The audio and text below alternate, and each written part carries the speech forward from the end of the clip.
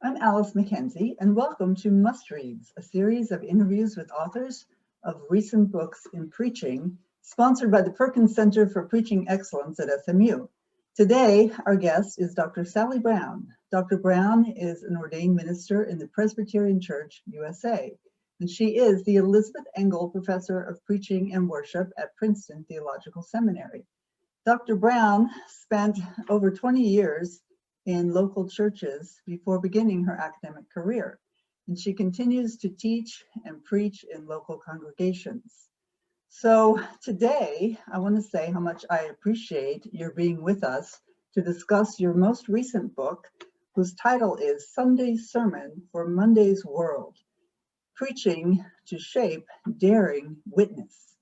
The concept of witness seems to be what sparked the whole project in your mind. I wanted to think about where witness actually does happen, and began to think that had a lot more to do with how ordinary Christians are responding to situations in their everyday Monday through Saturday world than it did with our well-crafted sermons in the pulpit. And then that raised the question, well, what is preaching for? And then I began to think that preaching was to help fuel and frame and form the imaginations of those who are sitting in the pews so that they can step out into the Monday to Saturday world and see it through a different lens, and a lens that helps them discern what God is up to in the world. And then, as several scholars have said, participate in what God is doing. I noticed when you began the book, you listed 4 what you call daring witnesses to their faith, agents of redemptive interruption. I love that phrase. And they are the Rosa Parks tank man from Tiananmen Square, the cellist of Sarajevo, and Malala Yousafzai, the teenage Pakistani activist. And so it seems to me that part of what you're trying to do is to have us add our names to that. Yes. And inspire our congregations. So I picked up in the first part of the book that you really don't want us as individuals as preachers to retreat into that sort of safe enclave, as you call it, and you also don't want the church to retreat. So we're kind of up against the fact that a lot of people, whether we retreat or not, they don't care, right? They're not going to be there. Right. Yeah. So would you mind sharing that wedding anecdote? Because I thought that was I resonated so much with that. When we think about sure. That was one of those telling moments where you start to question everything. As a preacher and as a pastor, because you step out there to the middle of the aisle and that they've booked the biggest venue at the biggest club in town for the reception, right. And you're looking out and there are 75 people in front of you, and you know that these are not all the guests, right? And that the worship space is more and more, I think, regarded as private space, and religious gatherings are considered a private event, not a public event. Gone are the days when the Chicago Times published synopses of the major sermons preached in the city. That would be part of the staple news on Monday. That's long gone. Right. And so it seemed to me that the notion that the job of the church is to do such, slam dunk, fun, energizing, up-to-date, interesting things inside the church on Sunday that people are sucked in there, is not, that's a broken model. Right. So I wanted to think about the church dispersed in public space in the forms of credible Christian lives that attest to something going on in the world. Monday through Wednesday. And so the people that are there, how can we inspire them and model for them how to be those daring witnesses out in the world?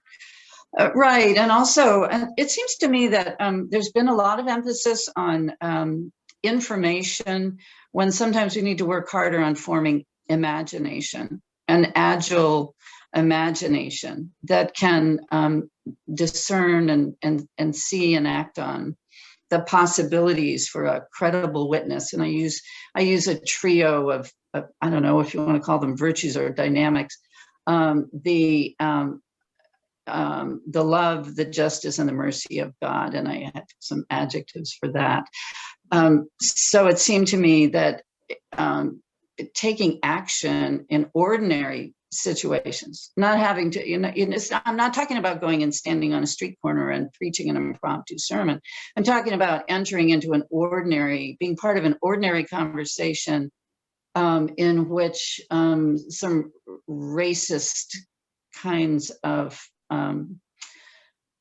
banter are going on, and as an agent of redemptive interruption, which, by the way, is in part drawn from the work of Chuck Campbell and Johann Silyer's Preaching Fools, to interrupt that flow of conversation and propose something otherwise, something that calls into question the tropes that are being used, introduces another way of seeing.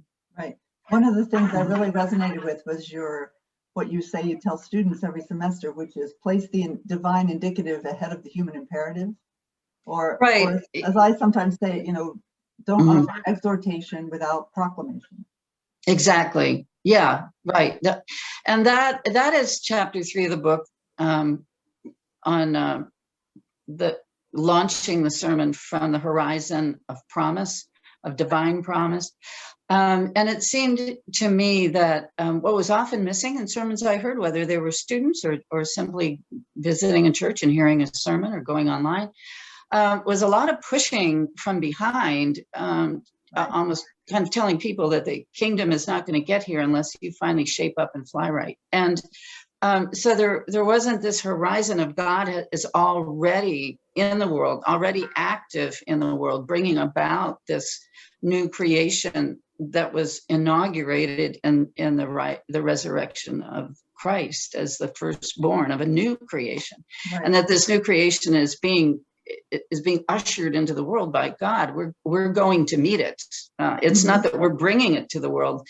We're going to meet its breaking through in the world. And I've seen that make a big difference in the energy my students have for preaching.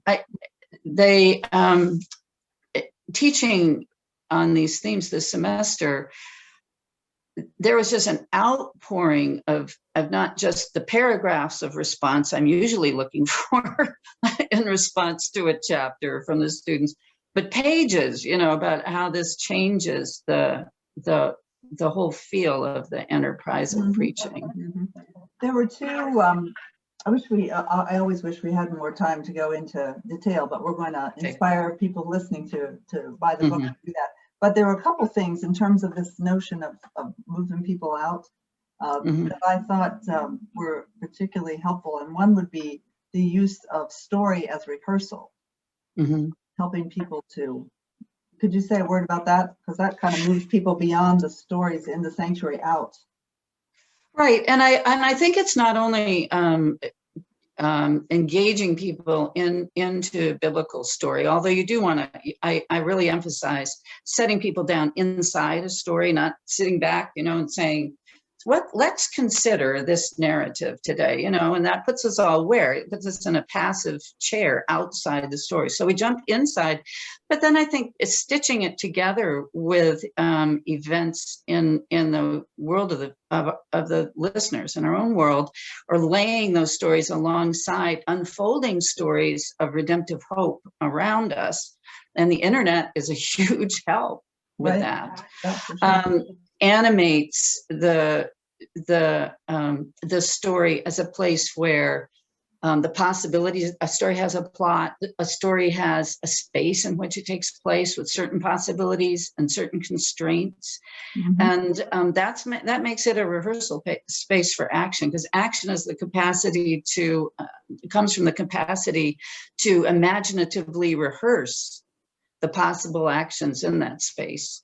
And I think we need to do more of that, more of the what if and what might it look like language, especially in the last third of a sermon. And I really emphasize that we don't spend, 7/8 of the sermon talking about all the trouble and then end with a kind of an anemic may we and might we and into the sunset. It's not vivid. Right. So we help people reimagine the possibilities in a hypothetical, a what if kind of way, well, which also leads then into the faithful improvisation idea.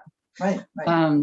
So that it seems to me that the practices of the church, the welcome at the table, for example, the hospitality, those form clues to the shape of redemptive action in the world. The stories provide us models within certain settings with their opportunities and their constraints and the different players in the room. And then the metaphor chapter, metaphors are strikingly powerful in that they can carry us from, say, from the biblical text along a sight line of possibilities into the world, because a metaphor, for instance, Anna Carter Florence's well-known sermon At the River's Edge places us on the bank of the river with stuff floating down to us, and we have to decide what to do. We don't have a choice about seeing what the river brings us. And in her sermon, every place that you happen to be, where you happen to stand, is that river's edge. And she opens our eyes. Now and back then it becomes all now. Right. So the metaphor transcends the limits of the biblical text and reframes the possibilities in a present situation. Right. Well, I began our interview by mentioning that you list these 4 agents of redemptive interruption, and you invite preachers to become one on that list. So I want to end by thanking you for a book that has very inspiring, energizing effect on preachers, and very practical suggestions for how we can not push people but draw them. So thanks so much. And not only we are going to be those agents of redemptive interruption, but I'm really hoping that the ones who walk out that door, the ones who hear from Sunday into Monday, right, they see themselves as those agents. Exactly. Well, thanks so much for this book. Yes, and viewers, you can find out more about Dr. Brown's bio and her other very helpful books on our Perkins Center for Excellence website. Thanks again. Thank you.